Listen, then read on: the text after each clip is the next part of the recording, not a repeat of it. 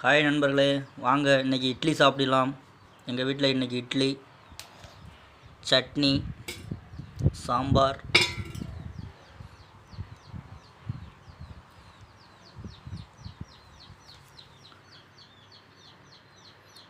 எங்கள் வீட்டில் இட்லி சுட்டிருக்கோம். இதே மாதிரி உங்கள் வீட்டில் என்ன சாப்பாடுன்னு சொல்லி கமெண்ட் பண்ணுங்கள்.